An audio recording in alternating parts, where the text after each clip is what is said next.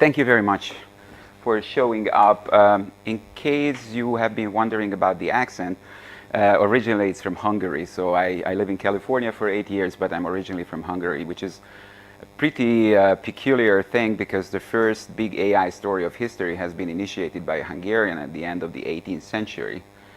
Some of you may remember the story of the Mechanical Turk, which was the first chess automaton designed by a Hungarian called Farkas von Kempelen, or Wolfgang von Kempelen was his German name. The good news about it was that it was a huge story at the time. The bad news about it that it was a complete hoax, and sometimes, because it was a very small person hiding inside the machine playing chess, masquerading as an automaton. But the learning of that story for today is that there is a lot of hype and there are lots of hoaxes about AI these days. And I think that with the book that Susan has referenced, the goal for me and my fellow authors is probably making sense of AI, making sense to a very broad range of intellectuals, and try to steer the conversation from an extremely polarized one to one that is a lot more balanced, and a conversation that many intellectuals can participate in, adding their subject matter expertise into the broad AI domain, which has been driven by technologists and technologists only for a long time. So I understand that you are from representing many disciplines, and I don't know how deep your expertise is in AI itself, so don't heckle me if your expertise is deeper in technology-wise than mine. What I'm trying to do in these 45 minutes is to give you an overview for some of you who have no deep understanding of the current AI trends, pinpointing some of the trends that I believe are important these days, giving you a perspective, or trying to give you a perspective spanning multiple industries and sectors, and then showing a few examples of best practices, or I would say like peculiar moments, which I think will go down to history or are considered to be breakthroughs. Just another personal note before we dive in. I think it's important that you recognize your early biases and your early influences. So I had two which led me to AI back from the 90s. The first one is by a Polish science fiction author called Stanisław Lem. Has anyone read Stanisław Lem?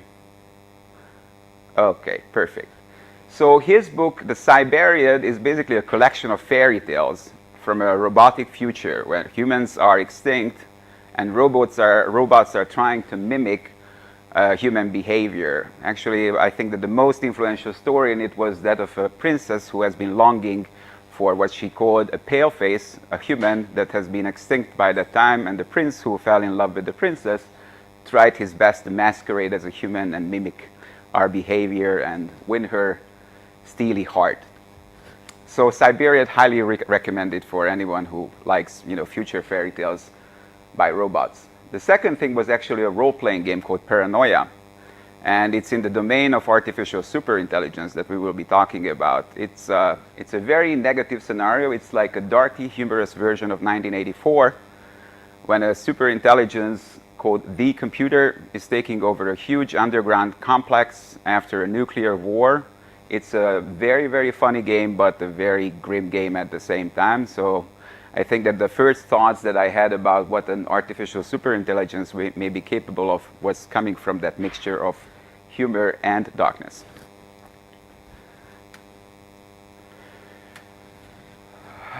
Why now? Why do I think that, based on the synopsis I showed you, that artificial intelligence is the most important thing happening in this century and these days? This quote is one of the big philosophers of our century, a contemporary, and he said that whoever becomes the leader in AI will rule the world. Do you have a guess who said that?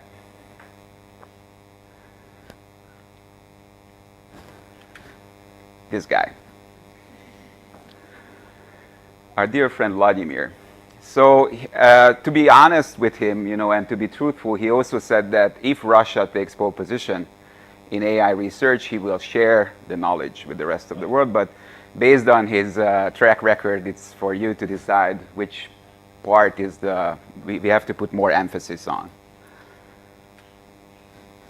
I believe that we are in a moment which I called before the storm, before huge events happen, when the narrative is disjointed because we are talking in a black and white context about AI. The state of the media doesn't help it at all. So we have a very polarized conversation, if any, about AI outside of very scientific circles. And I think that narrative about the expected impact of AI has to get back on track, and we have to develop that balanced view, and we have to focus on the sense-making part of it.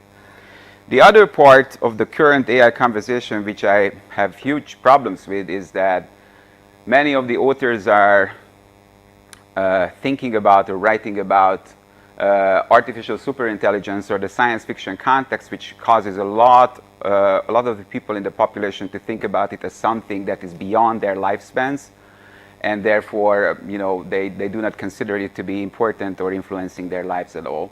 So I think that the conversation has to focus on what is happening right now, what is available right now, how AI is currently transforming our lives already, as well as taking the long-term view, but basically putting things back on track. What is short-term, what is mid-term, what is long-term, as much as we can. And I will show you that it's not as easy as it sounds at first glance. The third thing is about the white now. I chose 3 figures to show you about the level of adoption we have right now about AI or in the near future. So it's going to be a 60 billion industry by 2025. There are 1.5 million new AI robots in factories.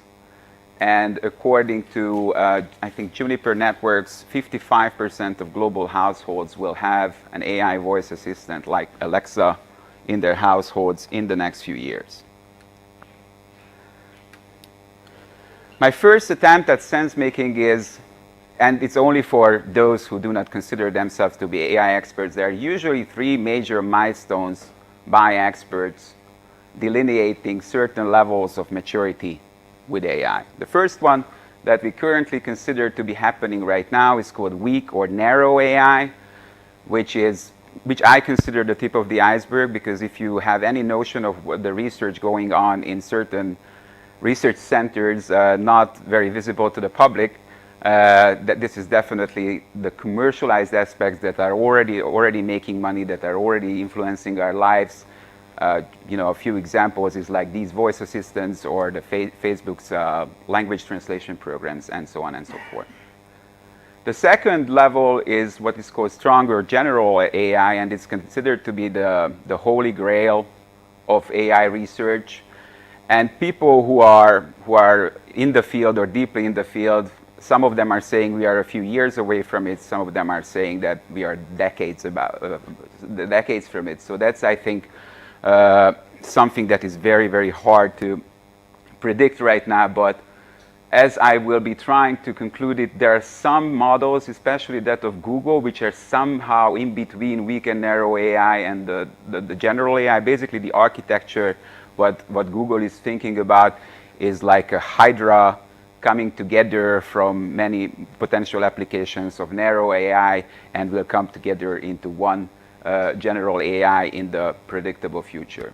And the third level is what I call artificial superintelligence, or not just I, but everybody, or mostly everybody, which is the speculation, the sci-fi, the Terminator movies, the super genius computer, which is absolutely hard to predict right now, and the computer taking on a consciousness of its own. And this is the part which is currently escaping our grasp as people and as humans and as thinkers right now.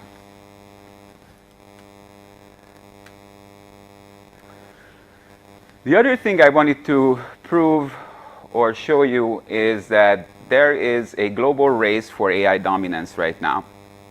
And just referring back to the previous slide, the catchy thing about it and the most tricky thing about AI development is that we don't really know how many minutes or years will pass between these stages.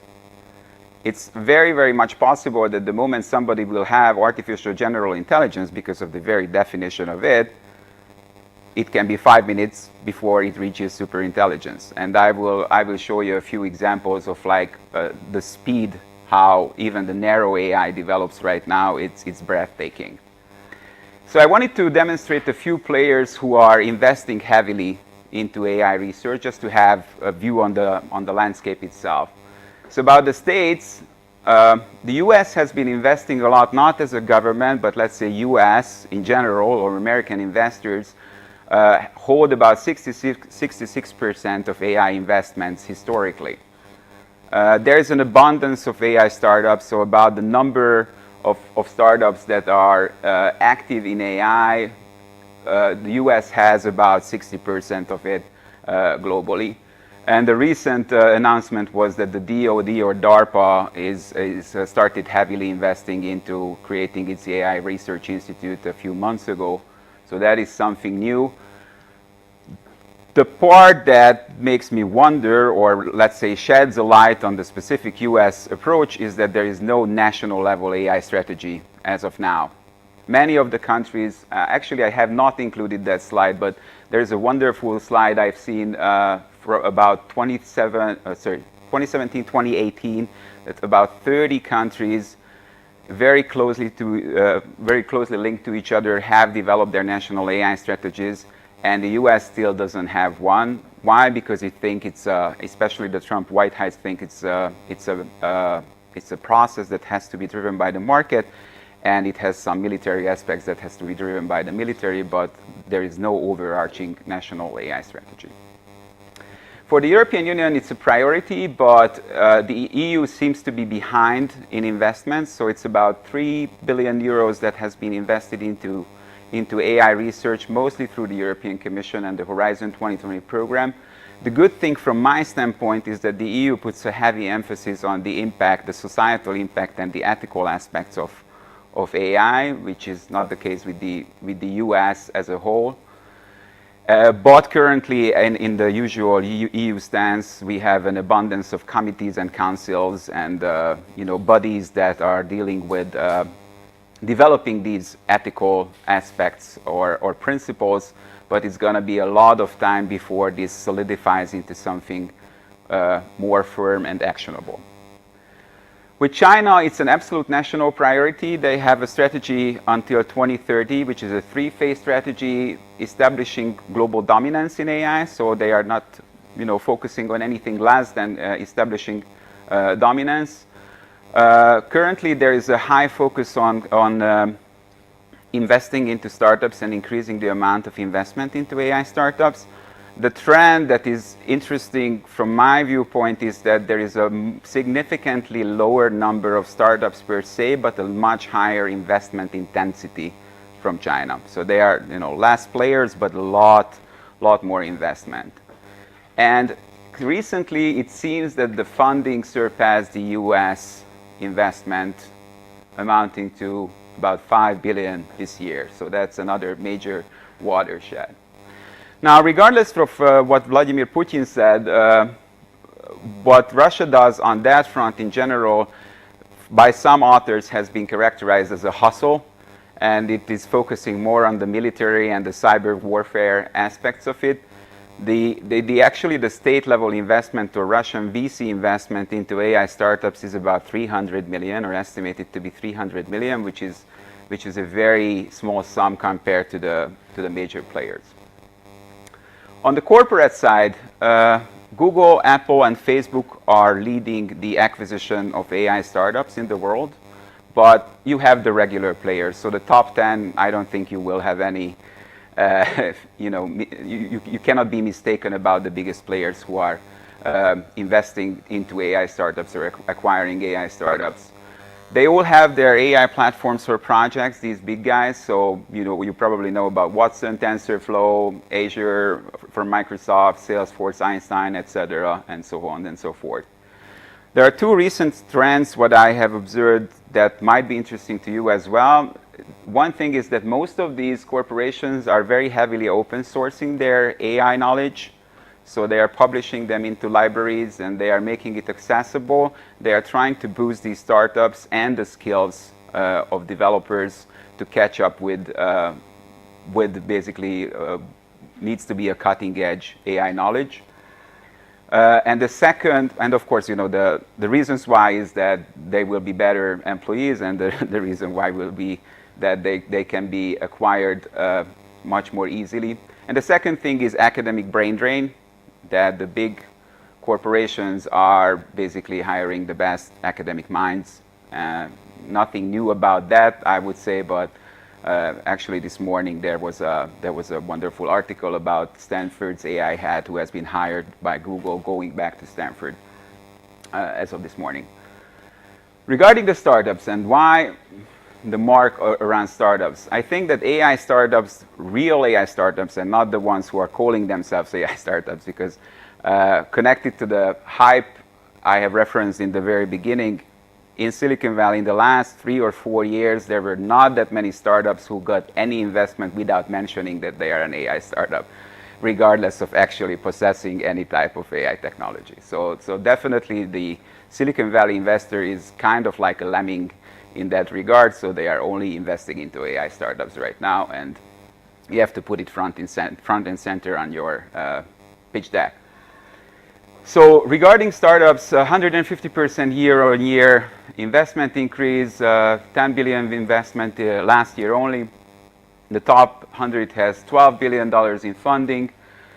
And the interesting part connected to the Chinese strategy, what I have referenced earlier, is that the biggest Chinese AI startup is called ByteDance, and it got 3.5 billion investment.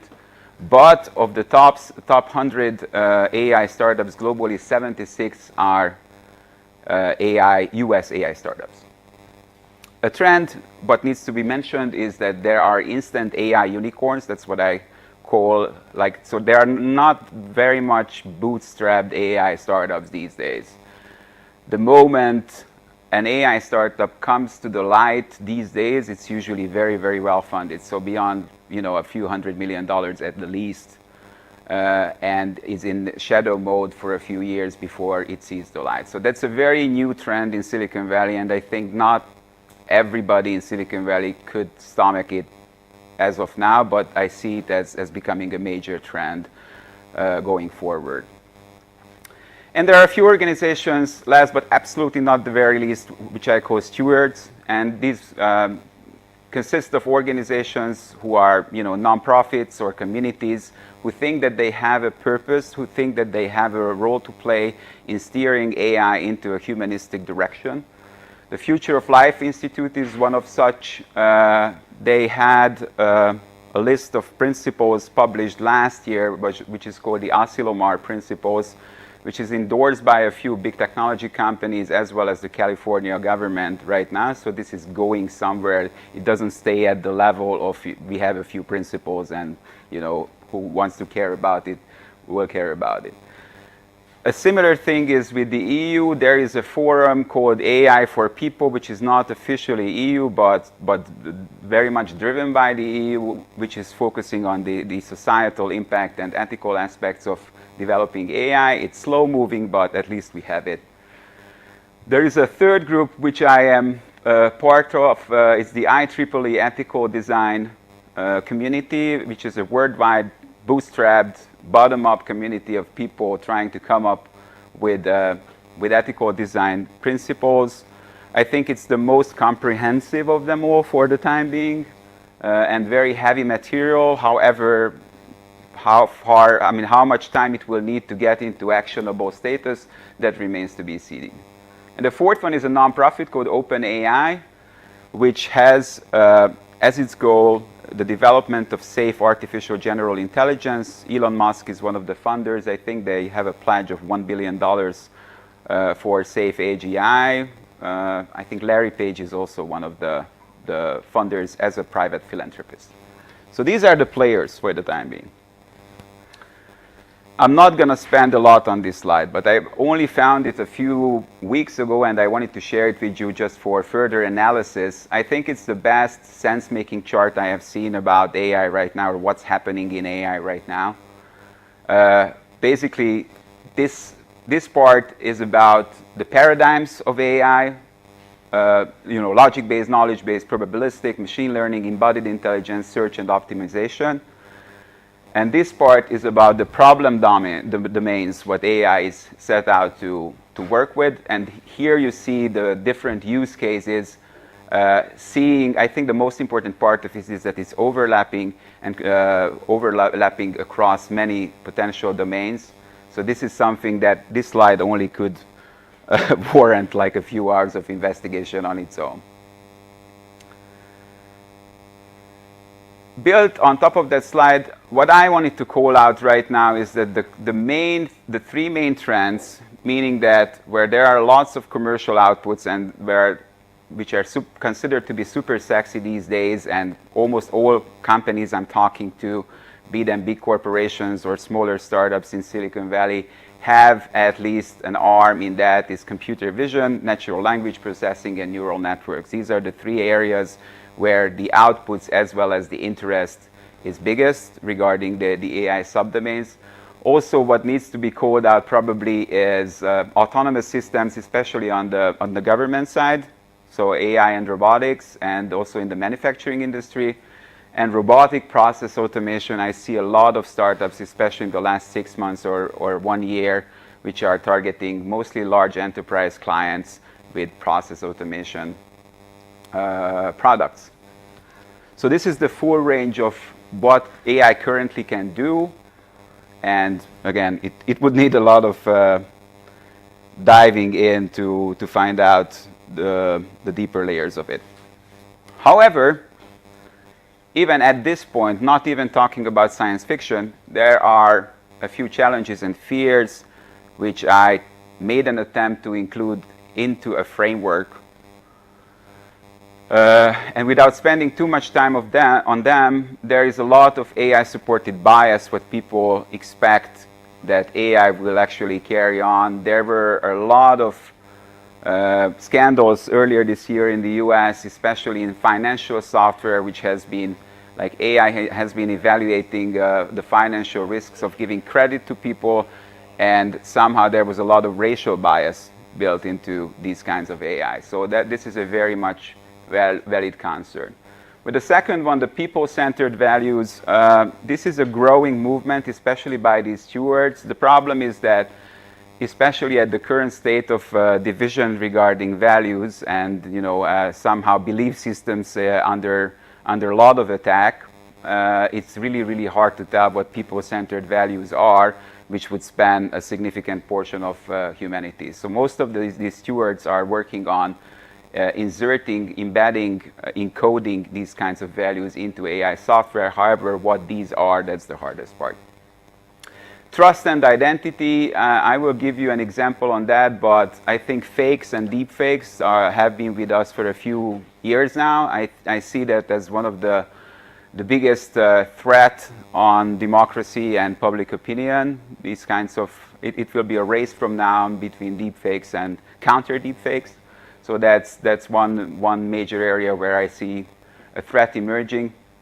Also, there is a cognitive revolution that people have already been seeing.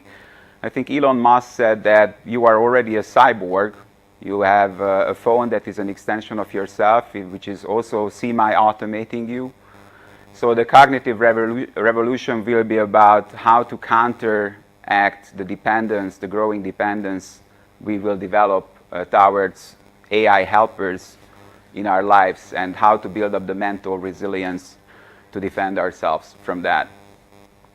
Human supervision and delegation, this is a core aspect of most of the ethical frameworks, what I have seen.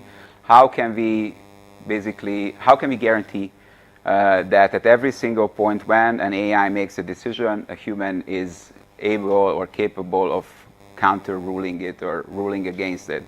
That's one of the biggest threats, especially in the military uses of AI, which we will also talk about a little bit. Last thing what I wanted to mention is responsibility. Like if the AI, in case an AI does something wrong, who is responsible?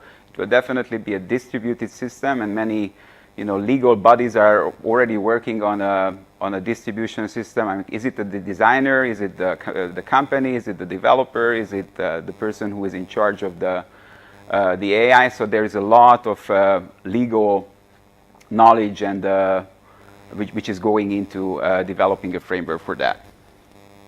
But I just wanted to show you the full list. Now, getting to examples. I think it was less than a year ago when the Alphabet CEO, Sundar Pichai, has announced the Google Assistant, especially the feature which is using natural language for booking, restaurants, hairdressers. And I was one of the very few people who said that there is something fundamentally wrong with that. I mean, no matter how it improves your life as a first world problem, if you remember that announcement, it's about your assistant calling your hairdresser, booking you an appointment, talking to a human in a human voice, which is almost indiscernible. What goes on in the mind of the person who is picking up the phone? That's what bugged me. And if that becomes proliferated, and if every receptionist or assistant in the world will think that their jobs are all about talking about somebody's AI assistant, then that will cause a tremendous loss of job satisfaction and the threat of us becoming automatons, not using automatons to better our lives. So this is a major threat. The other question I asked at that time is like, why not just build a scheduling system into G Suite? Because if it's a problem on the society level that people cannot take the time for booking appointments, I think an online booking system would be much, much easier than developing a natural language program to talk to real humans. So anyhow, that was my private opinion. We can discuss after that whether you think I'm right. Obviously, the biggest problem, what most of the articles are focusing about in AI, is jobs and automation of jobs. Now, I'm one of the, maybe not few, but I'm one of the people who think that the recent political turmoils in this country and in the US and in a few other places have actually been caused not by refugees, not by transferring the jobs to China, but something which is a subconscious reaction to the growing automation, robotization, and AI in our lives. This is an enemy that is much less tangible for the time being, so we are not at the point of having fully fledged neo-Luddite movements going against AI, but I really think, and actually there is a few statistics that can prove it, that it's already here. Robotization and automation has been followed since the early 90s. Every single robot that is being added to the workforce replaces 6 workers right now and pushes wages down. So this is a core problem. And if you're adding the skills gap or mismatch we have between low-skilled workers and AI developers, that's another factor that very much aggravates the problem. When there is a conversation about jobs being taken by AI, the conversation is usually about whether they will wipe out jobs, and I don't see any reason why they wouldn't wipe out jobs, or will they become symbiotic and assist people with their jobs. My take is that, well, both will happen, but assisting jobs will probably happen towards the upper level of the food chain, and the people who are usually writing these articles, they are already there. So in the lower parts of society, the wiping out or replacement, or gradual replacement, is a very, very likely scenario. In the US, where I am from, stores and retail is already going down, and it's probably one of the biggest threats on the lower and the middle classes, the survival of these classes in the US. Now, cashierless stores have been opened up in the US. I think the 4th or 5th have been opened up last week in Seattle. Amazon is doing that. Walmart will be doing that, and a lot of startups are doing that right now. So that's one thing that will influence our everyday lives, and many people's jobs will be going away from that. The second thing is about the driverless truck. The industry estimate is that 45% of labor costs are about 45%. Therefore, driverless trucks, which are estimated to be mainstream in 10 years, will impact about 5.5 million jobs in the US only. The third part is the factory part that I have already been talking about, is that AI augmented productivity, which according to some estimates can be like 70% in the manufacturing industry, has an adverse effect on jobs, and manufacturing jobs will be automated out. The big question usually when people are actually trying to defend the effect of AI on jobs and saying, taking the more like the symbiotic stance, is whether high cognition, smart jobs will be safe. And I wanted to give you two examples from the last few weeks, trying to use very fresh examples if I can. So there was an experiment a few days ago from a startups about using machine learning and computer vision for cancer detection with a few radiologists. The AI learned in 2 hours, so for the first 25 minutes it was fed about 50,000 images of cancer, and in 2 hours it got to the point of 82% satisfaction rate or success rate in detecting cancer. This is a little lower than that of the average radiologist, fortunately, but that happened in 2 hours and not in 6 years of medical training and 4 years of radiologist residency. So this is something that is pretty scary, I would say. And the lawyers, who are usually very, very safe. There was an experiment recently about NDAs, non-disclosure agreements, lawyers against an AI.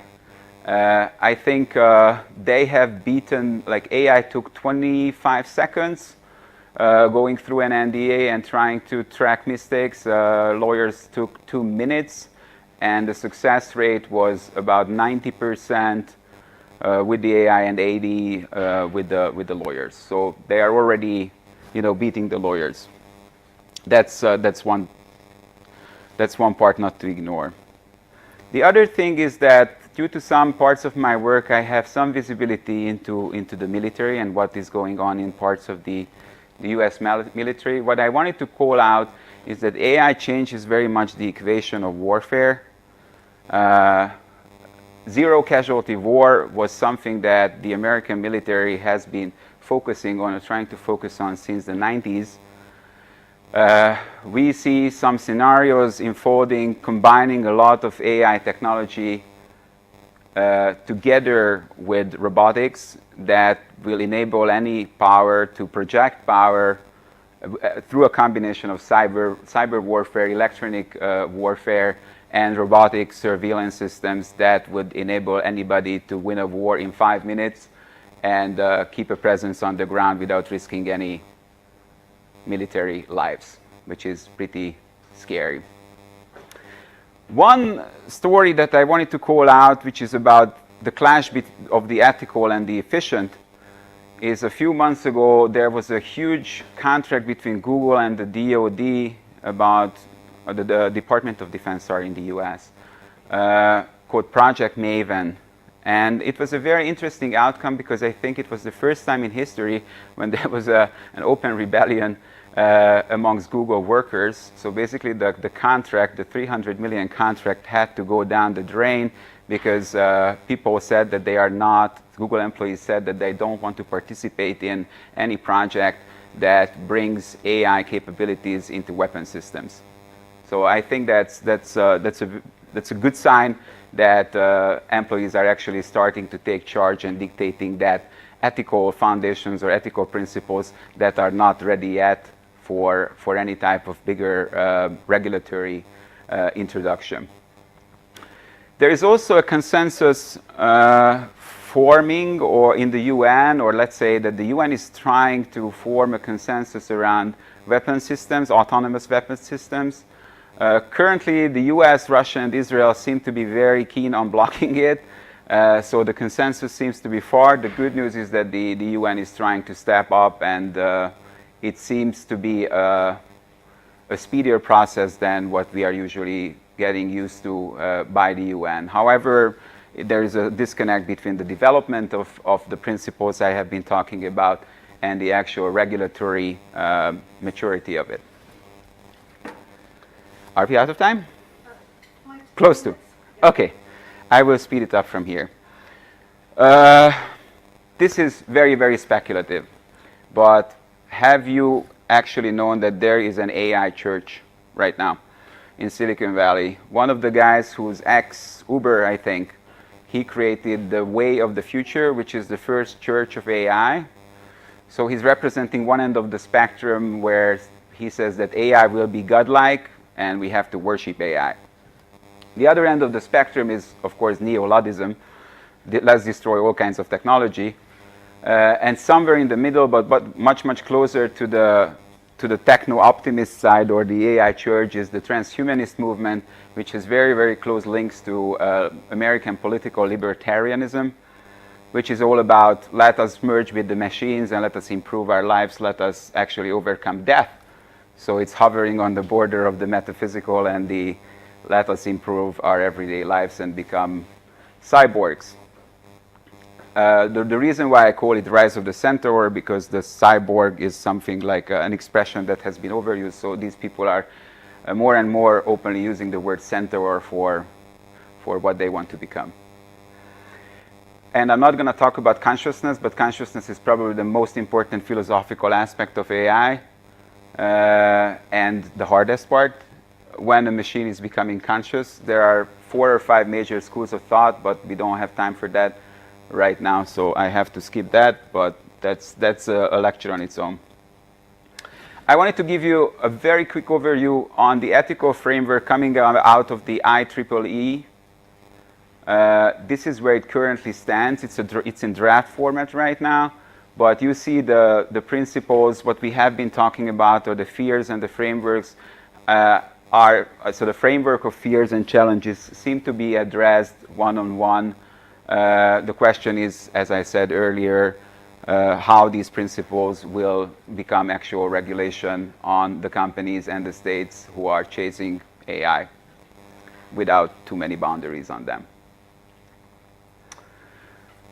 In closing, I wanted to talk about where I see the light at the end of the tunnel. So despite all these threats and dangers, what I perceive right now, I think that there is a way, and while writing the book itself and raising these questions, I'm trying to work at the same time on structures that would enable us to be not just a factor, but the drivers of this AI future. So I believe that we need empowered multi-stakeholder structures that guide this future. Currently, what we have is think tanks. They have to become communities. They have to be recognized by most AI players. And what is most important is that they should become guardians and curators of this AI future, as well as doers developing AI technology according to these principles. So I think that currently the biggest problem is that there is a huge disconnect between the people who are actually doing it and the people who are actually thinking about it. I think that has to merge into one and the same institutions. Conscience and consciousness, we have been mentioning it very, very simply. I think that these are indivisible and inseparable from each other for the machines and for the humans in an AI context. Based on the belief systems that seem to be ailing these days, and I called this out earlier when I said that what are the human values that we are trying to hardware into the programming of AI, we need actually upgraded, flexible, strong belief systems. So that's why I called out the current outliers in the spiritual and the philosophical world. We have to find a new core, a new balanced core for that. Also, I see that from both the commercial aspects and from the community aspects, developing that mental resilience to guard ourselves, to guard our creativity, to guard our autonomy from the powers of AI that will be very much overpowering in a few days. These kinds of, marketing and our own personal AI assistants, as well as what marketers are working on and that I'm seeing on the ground, right now in Silicon Valley are all red flags for me that we have to focus on finding new techniques on developing mental resilience, and it should be a very much upgraded version of how we are currently resisting ads, because these ads will be a lot more effective and a lot more micro-targeted in the future and never ending through the help of the AI.